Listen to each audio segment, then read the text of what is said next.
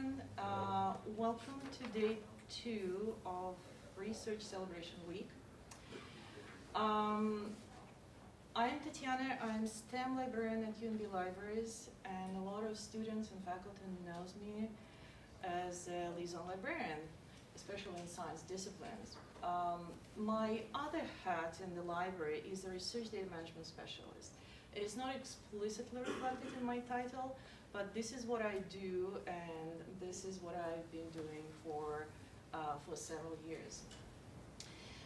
Yesterday, Mike Nason, our scholar publishing librarian, talked about scholar communication issues, and he also gave a nice introduction about research data management, like general aspects of research data management, which made my life much easier, and I decided to focus my presentation on more specific area of research data management, because for those who are familiar, research data management is such a broad term, and a lot can be fit into that. So I will be talking about research data archiving specifically, and about best practices for data sharing.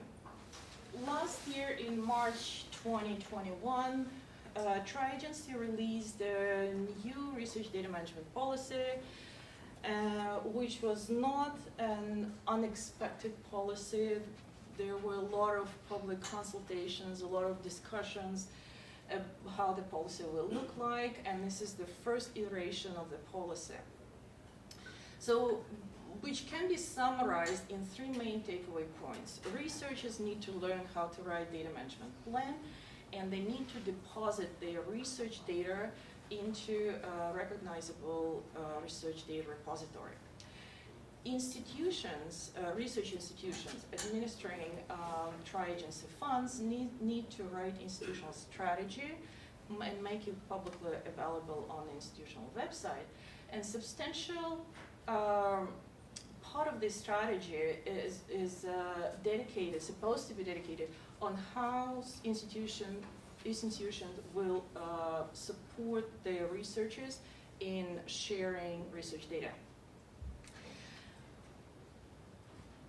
So I decided to structure my presentation around data sharing and the ways how data can be, data be deposited and shared with other researchers. So we're going to talk about what to share, when to share, and where to share. So let's start with what to share. So basically 3 things that funders and publishers as well expect researchers to share. Original research data is number 1. Code, which was used to support research data, and all the necessary description in terms of documentation of how to apply this code to the data, with the idea that someone independently can take data and code, read documentation, and reproduce all the figures and graphs reported in the publication. So I want to stress again, we talk about it at every presentation, this policy is not about making all data open, it's about managing data. It is up to researcher what type of data need to be shared, but there is an expectation from the funders that it is the researchers shared data that support conclusions presented in the publication. So data supported publication conclusions, independently reproduce results, documentation. Documentation can be presented in the way which is suitable to disciplinary norms, standards, and culture of sharing data within the discipline. So it could be presented in the form of the text file as a document file, or code book, or README file, or a mix of all these. But the point is that all this documentation is supposed to provide just enough description that someone independently can follow all the guidelines, all the methodology, and reproduce the results. There is a special consideration for those researchers who deal with sensitive data. So unfortunately, policy never explained exactly how to deal with the data. They just stipulate that the data need to be shared, but how to share, this is up to further discussions. And at this point, the best suggestion that I have, based on what I heard from publishers and funders and all the webinars and meetings that I attended, that a researcher needs to consult with the publisher's guidelines. And these guidelines change quite often. So it needs to be verified at the time of the manuscript submitted for publication to make sure the researcher followed the exact guidelines of data sharing. So funders might help, but generally it is the publisher who determines how the data needs to be shared. Sensitive data, like I mentioned, needs special care, and a lot of researchers, or most of researchers who deal with sensitive data, they go through a research ethics board application. So it is at the time of submitting research ethics board application where researchers need to describe how data will be shared during the research project and beyond the research project, who will have access to data and how data eventually will be shared at the end of the project. So there are several ways that I would like to highlight what can be shared in terms of some sensitive data. Anonymized data, de-identified data can be shared. So that means that original data could be destroyed after a certain period of time, which need to be stipulated again in the R&D application. And the public version is prepared and released for public consumption, if you wish. So there is an excellent guide prepared by the group of Portage librarians, and it's posted on Zenodo repository, which gives step-by-step instructions of based on the current best practices of how to prepare de-identified version of the data set. So another type of sensitive data that can be shared is an anonymous data. It's data that were collected anonymously initially, and there's no personal identifiable information or any other sort of sensitive information, because every discipline has their own interpretation what is this sensitive data included. In that case, that data set can be shared. There is also an excellent link that I would like to highlight, which provides a language for data sharing that can be used as a guidelines when research ethics board application is prepared. So when to share data? Typically, data need to be shared no later than the publication stage. However, some disciplines has different norms. Embargo period can be applied on data. Data also can be restricted and only metadata shared with people, but if someone wants to download the actual data set, they send a request to PI the project, and then they're released to specific people. So again, their recommendation here is to follow the guidelines of the journal and consult with the funder. This is one of examples how data set can be shared.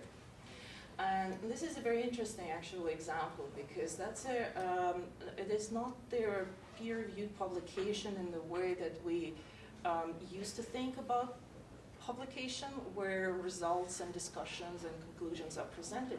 This is so-called data paper, and that's a new type of scholar publishing. For those who are familiar with Scopus, you can go to Scopus, to a filter section, and check document type. So you'll see many different types of publications, many of them that you're familiar with, like articles, reviews, books, chapters, but there's also a new type of publication which is called data paper. So data paper includes the report of the data set and the description of the data set. And in this particular case, researchers just mentioned the raw data are available through Zenodo, and Zenodo is one of the general purpose repository and provides the DOI. So generally speaking, this is what publishers wants to see. They just want to see the DOI link to the repository. Where to share data? There are two ways, broadly speaking. Data can be shared through a journal website or through a repository, research data repository. There are big disadvantages of sharing through journal website, that the supplementary files will not be easily accessible. Normally, the data set itself do not assign the DOI. DOI is assigned to a whole publication only. Little or no metadata, and of course journals behind, most of the journals are, many journals behind the paywall, so access to the data can be restricted for those who have access to these journals. So for that reason, it is recommended to deposit and share data through a research data repository. Open repositories are recommended, but again, every researcher needs to go with the disciplinary norms and the available standards and best practices. When you think about the repository, I'd like to present it in a way that shows on these infographics. So think about like three main directions where you can go. The first one is a UNB Dataverse. UNB Dataverse is supported by UNB Libraries, and data are saved on the local server, especially for those who are, again, deal with sensitive data. They might have a limitation that data cannot be outsourced anywhere outside of their institution or outside of the province, so these data stayed locally. Any type of data can be deposited into UNB Dataverse. The only limitation we have is the size of a single file need to be less than 2.5 gigabytes. There are no limitation in terms of the number of files that can be added and shared, but the limitation in the size of a single file.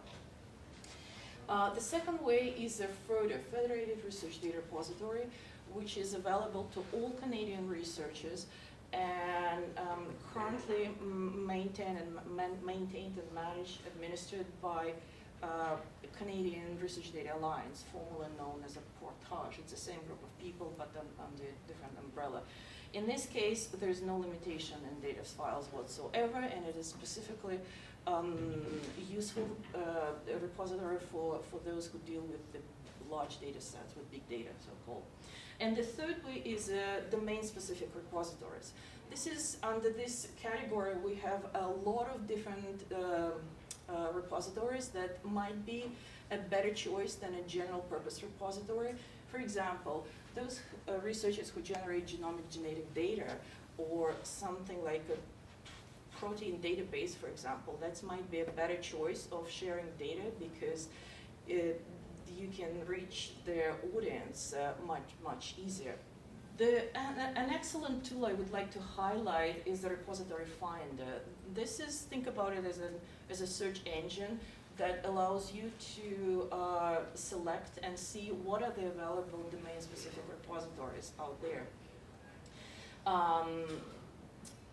The keyword that can be entered in the repository finder, it could be any specific to the data set that you search, or just start with the discipline, physics, biology, and see what's there.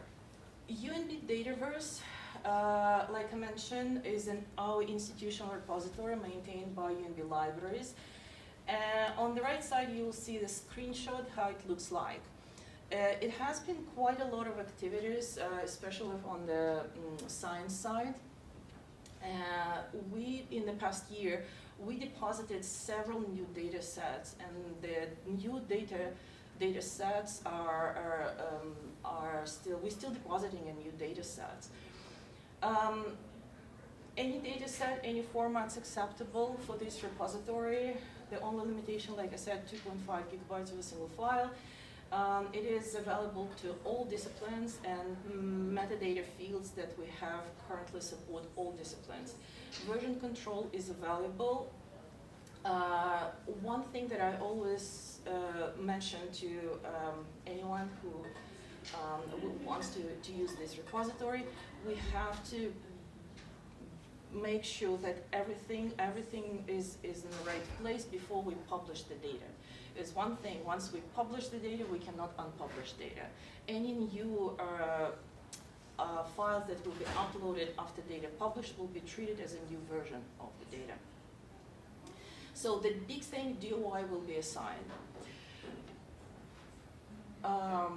Data licensing. This is another key thing that I go over with the researchers who are willing to use the Dataverse. Licensing defines how data can be reused, and there are many different types of licensing that they're available. By default, Dataverse uses CC BY or CC0 license, which means that all data goes in the public domain and they can be downloaded by anyone else, and people can use it in their own way. But not all researchers are happy about it. We can also restrict data. Data can be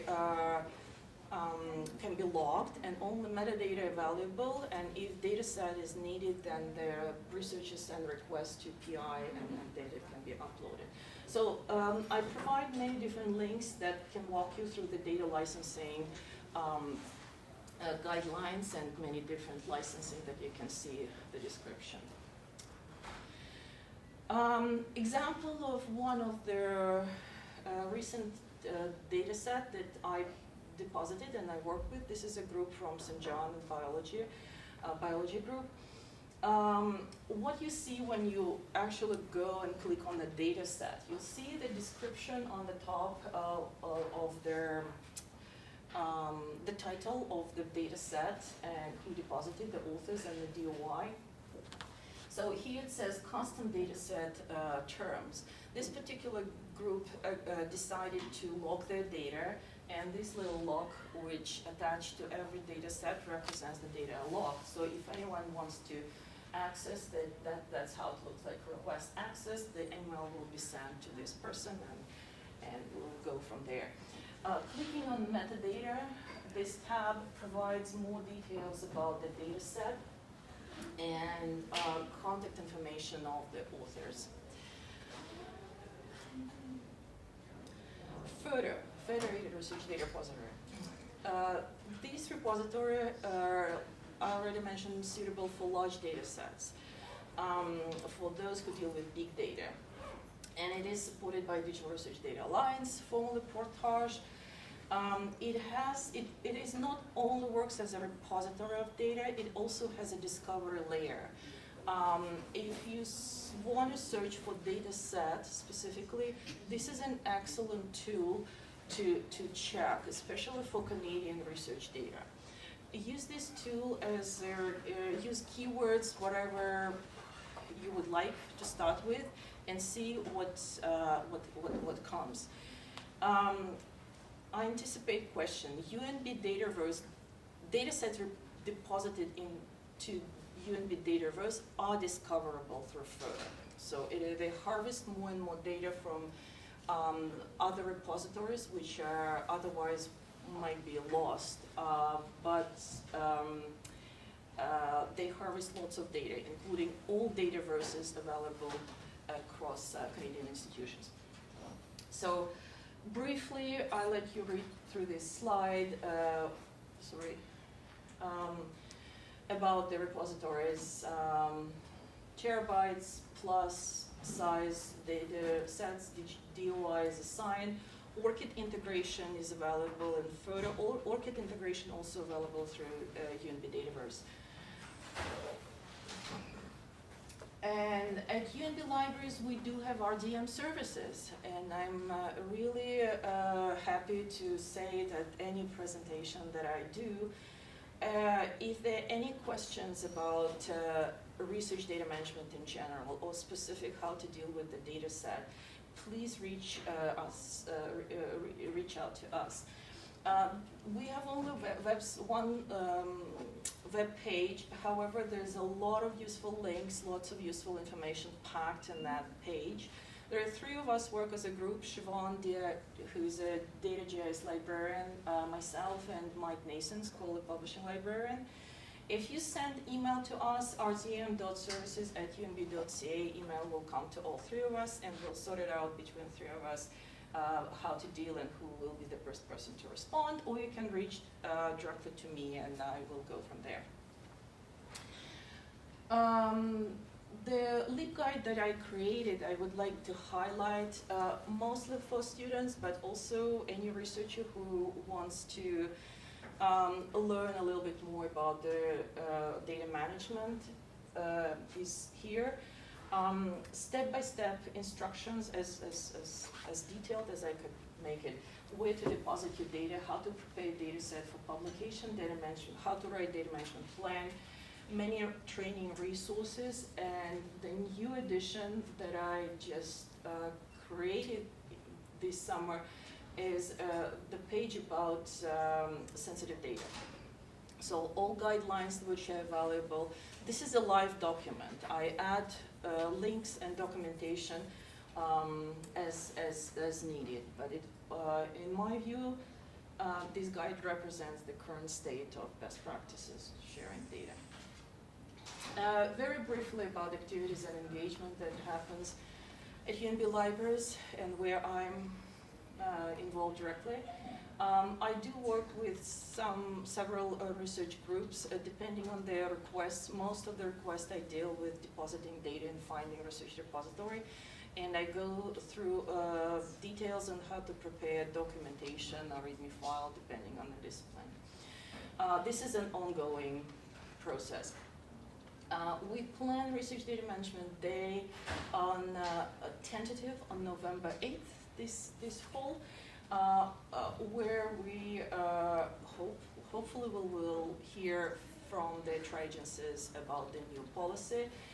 There will be presentations with the panel and discussions. I anticipate this is going to be a very exciting meeting after the release of the new policy. Our first RDN Day, by the way, was in 2018. We were on the other side of the spectrum where policy was not released. We anticipated. Now we passed that boundary. So it's going to be a very exciting discussions. And following a Research Data Management Day, we plan to do the full day of workshops where students and other researchers can learn how to write data management plan, how to deposit data in the Dataverse and other repositories, and best practices of research data management.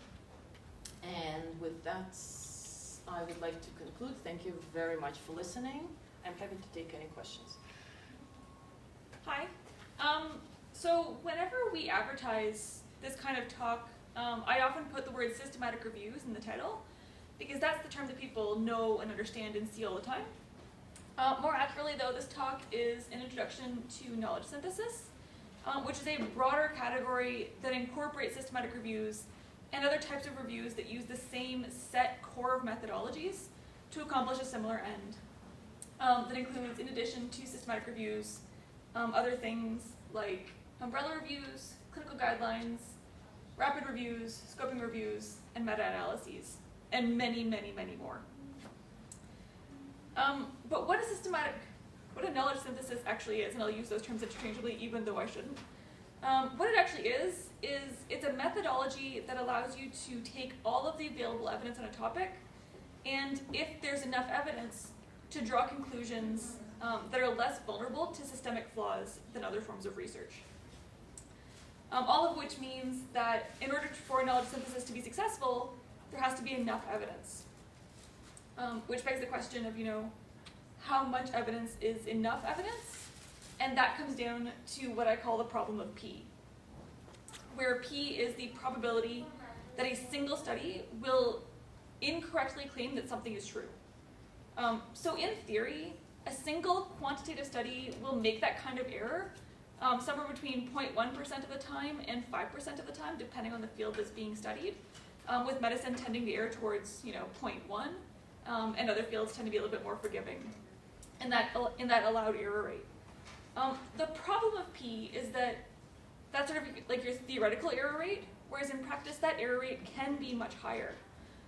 Factors like sample contamination, publication bias, researcher error, p-hacking, selective reporting, or unknown and uncontrollable confounds all have an inflationary effect on error rates, which makes it hard for people to trust one study to draw conclusions for practice or policies, which is where knowledge synthesis comes in. Because knowledge synthesis takes a look at many studies on a topic, and when there's sufficient quality and amount of evidence, it draws conclusions that are more robust. So that's what knowledge synthesis is. I am going to talk a little bit about what it isn't, because there's a lot of confusion in really anybody as to what the difference is between a literature review and a knowledge synthesis. And I think the reason for that is that knowledge synthesis and systematic review have individual meanings as words that sound like things that researchers should be doing, right? You should be synthesizing knowledge. You should be reviewing the literature systematically. But they really are their own little subset of research that is best distinguished from lit reviews with the fact that a literature review is part of an article, whereas a knowledge synthesis is the article itself. So lit reviews are scans of the literature that place a research project in context. They discuss, argue, highlight, and support the hypothesis upon which the research is based. Lit reviews make an argument for the project. A knowledge synthesis is the project and contains a lit review that argues for it and places it in context. Knowledge syntheses are also unique in that they have, as part of their method section, a description of all of the efforts and techniques taken or used to ensure that their research is comprehensive and unbiased. So just basically to prove that they went to every possible length to get the best literature. They also differ from lit reviews in that, and lit reviews and other forms of research, in that knowledge syntheses, a single synthesis can go through peer review as many as 3 times before it's published. It goes through peer review at the protocol stage, which is your proposal to do a systematic review. It goes through it again when the search is developed to make sure that it is comprehensive and unbiased, and then a 3rd time when it's actually written up for publication and goes into a journal. So these are very, very comprehensive and carefully managed and maintained and screened before they're published. So if all of this sounds interesting, you may be wondering if knowledge synthesis is right for you. And to help you make that decision, programs that lend themselves well to knowledge synthesis typically have 5 things in common. They tend to be on topics that are already well researched, because you do need a certain amount of research for a knowledge synthesis to be successful. They tend to be on fields that have conflicting or confusing evidence, where you need to have that comparative across multiple sources to figure out what those conflicts are and why they're happening. They tend to be in programs that are making changes to policies and practices and making guidelines or decisions. They tend to happen in programs where someone has experience or expertise in knowledge synthesis, because it is a specific and complicated process to engage in. And you also have to have enough time and capacity to complete one, because systematic reviews and knowledge syntheses are a lot more time consuming than they look at first glance. So if that does sound like your program or like something you're interested in, the next question is, what kind of knowledge synthesis is right for you, because there are lots of different kinds, including systematic, scoping, rapid, meta-analysis, umbrella, integrative living, narrative, prognostic, and again, there's like 48 to 60 different kinds of knowledge syntheses. That'll depend on the purpose of your review, so why you're doing what you're doing. Depend on the type of evidence available, so is it quantitative, qualitative, narrative, what type of things are you looking at? And also the breadth of the topic, so just how much research is there. And I don't have time to go through even this list of types, because that would be crazy, and it would be also really boring. So I'm going to go through the top 3 types of knowledge synthesis that are being done, and let you guys explore the rest if you're interested. So the first one is a scoping review. And scoping reviews tend to be done to cover broader topics and are used as ways to get a feel for how a field fits. So what types of evidence are available? How do you define certain key topics? What are the main features in the literature? How are methodologies employed in these types of fields? So how do they actually go about doing their research? What are key factors or characteristics that are being employed or engaged or measured? And then what knowledge gaps exist in the field? Scoping reviews are typically done as standalone projects because they are just as much work as any other type of knowledge synthesis. But they can also be done as part of a significant grant application, and can also be done as a way to, as sort of like a precursor to a systematic review or other form of review, because they've identified a gap in the knowledge that that type of review might address. Systematic reviews are probably the most popular and certainly the most well-known, and they tend to focus on really concrete and specific research questions that have a very narrow scope. They're used to confirm practice or address variations in practice or create new practices. They're used to identify future areas for research and to investigate conflicts. And meta-analyses are a subset of systematic reviews. They're used specifically in quantitative systematic reviews, and not all the time, but are used as a way to really statistically analyze the differences in the research. So in cases where the studies in a specific question are sufficiently similar in their methodologies, a meta-analysis allows you to pull the data out, reanalyze it from all of these sources at once to get a greater, to have more power in your analysis, and again, to decrease that issue of P. So those are the major ones. Now on to, how UNB Libraries can help you. And of course we can. So UNB Libraries has 3 tiers of supports for knowledge synthesis. Our first tier is instruction and resources. And I'll talk about those with the next slide, but basically we have a very good website pages that address systematic review methodologies and knowledge synthesis. Our next tier is consultation, where if you want to engage in a systematic review or knowledge synthesis, and you just need a little bit of support getting you on your way, we offer up to 5 hours of research support for knowledge synthesis. There's just one-on-one, face-to-face, talking through the process, most often dealing with the search process, because that is sort of specific to library skill sets, but I can help with any point in the methodologies, because I do engage in it a lot. And our third tier is collaboration, and it's often something that we do with faculty members who are engaging in systematic reviews and knowledge syntheses, where the librarian will embed in the team, will do the search, perform the write up the search methodology, and become a member of the team and an author on the paper. Yeah, so let me talk a bit more about the resources that we have. So I talked about, collaboration, consultation. They're really great, very popular options, and by all means reach out to me about those things. But we do have some very robust resources for you on the website, and that we offer in person. First off, we have a knowledge synthesis webpage or series of web pages that just go through all of the things you need to know about knowledge synthesis, from what kinds of research questions, how do I form a research question, what kind of review do I want to do, who do I need on my team, how do I do a search. All of those things get addressed in 4 very, very dense information-packed web pages. It also includes, as one of those pages, a series of videos that we recorded that walk you through what a systematic review is, how to do a search, how to screen, all of the steps that go into that process. These recorded lectures are based on something we've formerly called Systematic Review Bootcamp and is now Systematic Review Essentials Workshop Series. It is a workshop that we offer in the spring, usually in early May.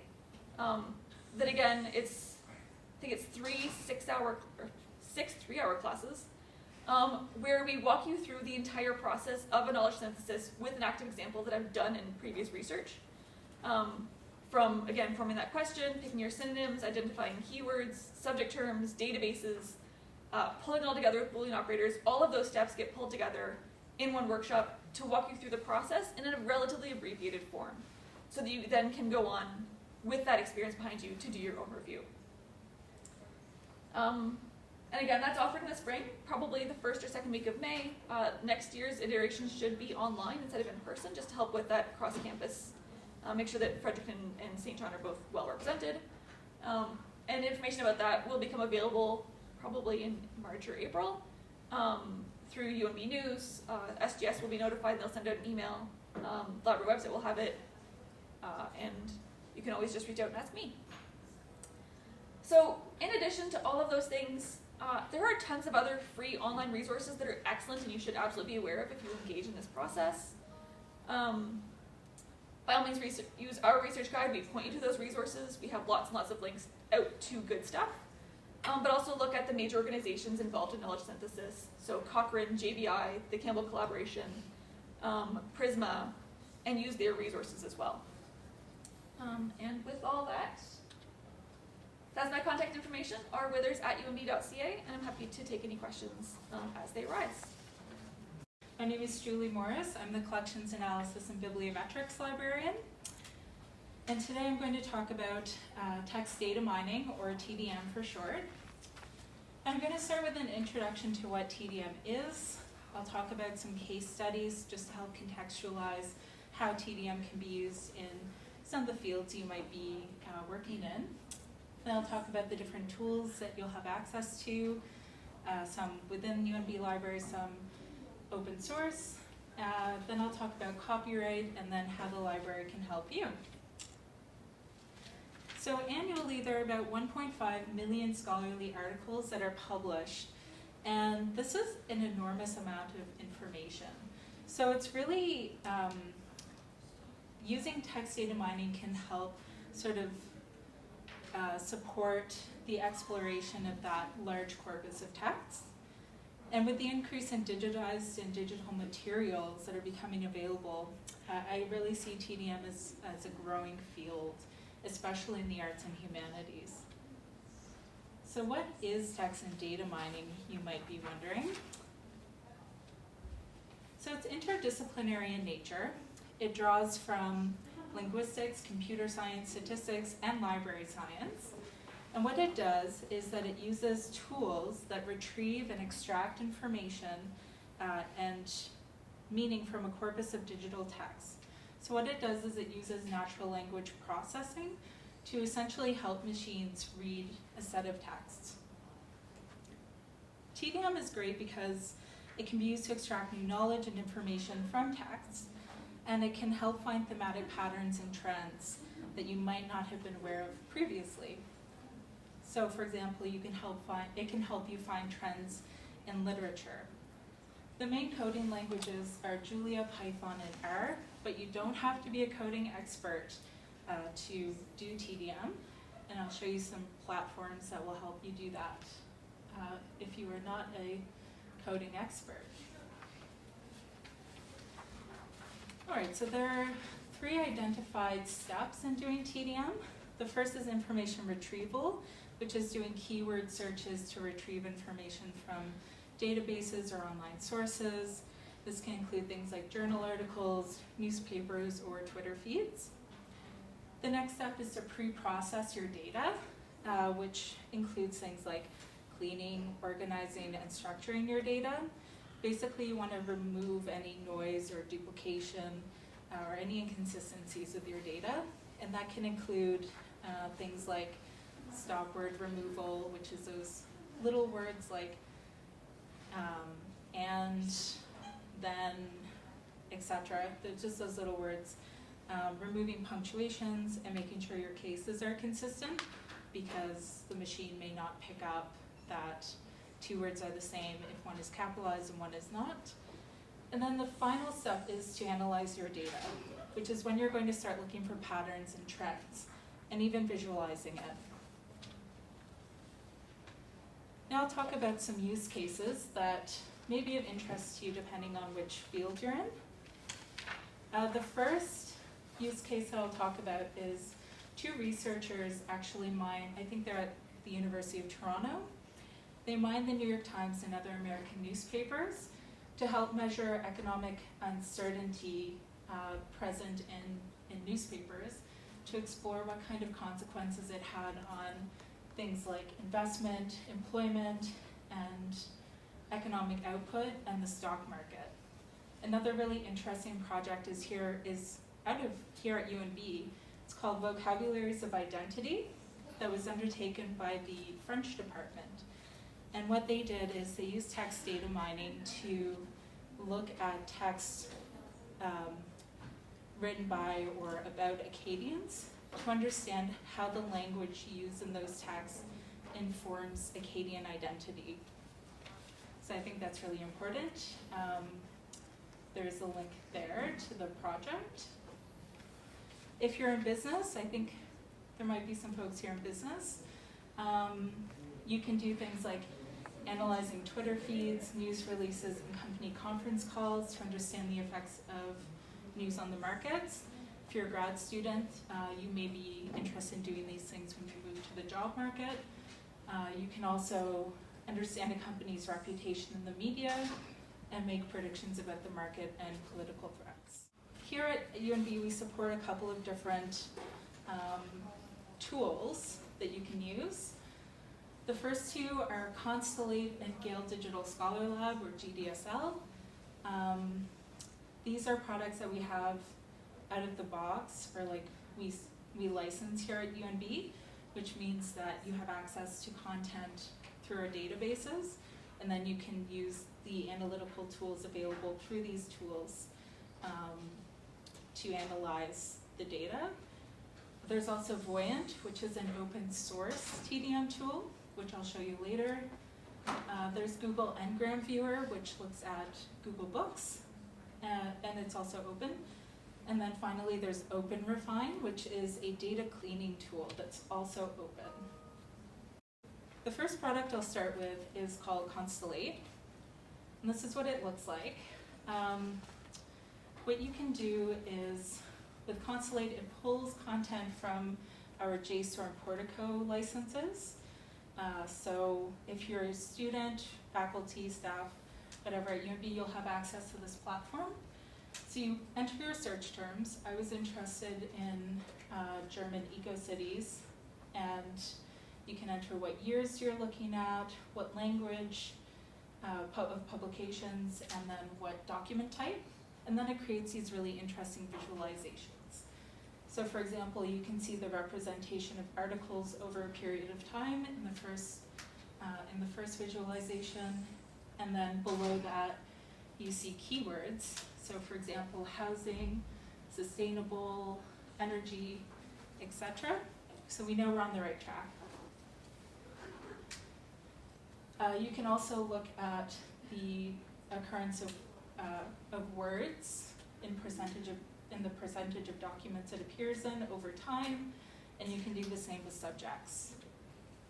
One great thing about Constellate is that if you are interested in doing programming, the Constellate offers training programs which are available to anyone at UNB about how to do Python programming, and it's really accessible for beginners, so don't be scared.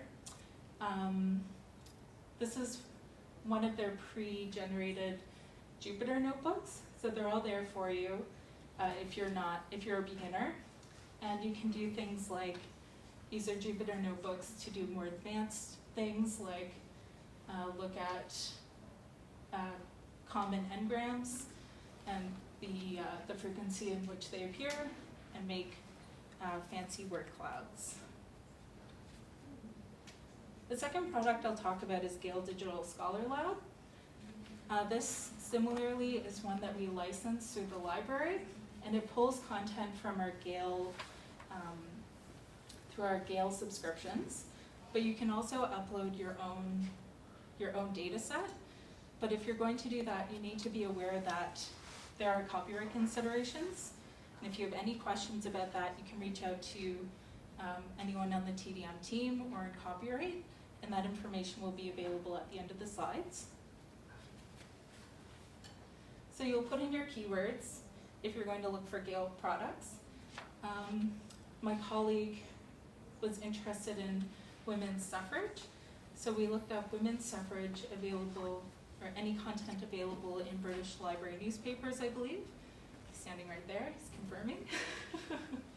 And then we ran a search. There are steps you can do to pre-process your data. It's a bit of an iterative process, but then once you've done your pre-processing, you get visualizations like this. So this is called sentiment analysis, and what it does is it shows, whether or not the sentiment in those news articles is positive or negative over time.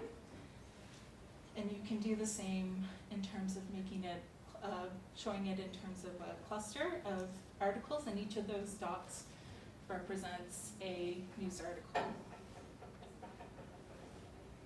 So And I'll talk about Google Ngram Viewer just briefly. This is also an open tool. And what it does is you can search keywords and it'll show you the occurrence in Google Books over time. So the preset options were Albert Einstein, Sherlock Holmes, and Frankenstein, and when they occur in texts between 1800 and 2019. So you can see sort of where the graph starts when the books were published. And I'll talk about Voyant, which is, as it claims, is a web-based reading and analysis environment for digital texts. And this is open source, but we can also help you with it here at UNB Libraries. It's very user-friendly. You can either upload your own data set or your own content set, or you can also, if you're looking at a web page, you can enter the URL and you can pull information from there. I was interested in looking at archival material. It was a diary written by a loyalist, and I created a dashboard based on that diary. So you see here it creates a dashboard with lots of visualizations. You have your word cloud, you have keywords. The one on the end, I believe you can search a word and it'll show you the occurrence of that word throughout the text over time, and various others. This dashboard is completely customizable. So here are some of the highlights. You can change those visualizations to whichever ones you like. And I'll now just talk about some of my favorite ones. The first is geographical representation. So looking at a loyalist diary, it's really interesting to pull out the geographical terms and then plot them on a map. So you can see where that person historically had visited and which trajectory they had taken through the course of their lifetime. So this can be really interesting. You can also do document terms. So it'll tell you how many times a word appears in the text, and then it creates spark lines to show you, the occurrence of that word throughout the text.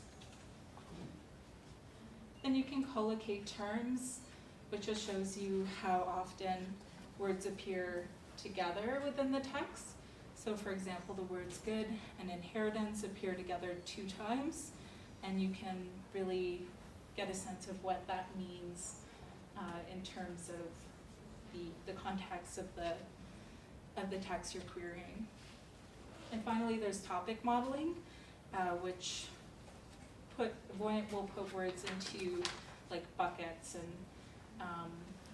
of like terms. So for example, it grouped the words cold long in 1780, which could infer that maybe that's a cold long here. So those are and finally, Open Refine, which is one that I particularly like to use. Open Refine is a cleaning tool, and you can upload a CSV or a TSV, and it's like a powerful Excel, but it does have a line limit of, I think it's optimized around 50,000 lines. One thing that I particularly like that it does is it has this clustering function in that, so if you're looking at a column and there are misspelled words within the column, Open Refine will pick that up and it'll give you a suggestion of like, this is how you should rename all the entries in this column to be consistent with each other. So I particularly like that, but there's a lot of functionalities that you can utilize. And finally, if you're in like nursing or health field, there are medical subject heading tool or analysis tools like PubMed, PubReminder, Mesh Analyzer, and Phrase2Mesh. which do very similar things. I'm not as familiar with them, but they do exist, and we can definitely help you get acquainted with those products too. In terms of copyright, currently there's no clear legislation on TDM, but best practice, and you should seek permissions for any text you wish to use in your TDM projects. So for example, if you're looking at the entire works of Margaret Atwood, those are covered by copyright. You can't go ahead and do a TDM analysis on it. You would have to secure the rights to do that. Ask us for help. You can reach out to myself or to our copyright team, headed by Josh Dickinson, and they're super helpful. So one of us will be able to get you on your way. And finally, just how UNB Libraries can support you. We have this wonderful guide that has links to all the tools that I mentioned earlier. You can access it at guides.lib.unb.ca. And it also has information about copyright, what you can and can't do with TDM, and then it has the contact information for our TDM team.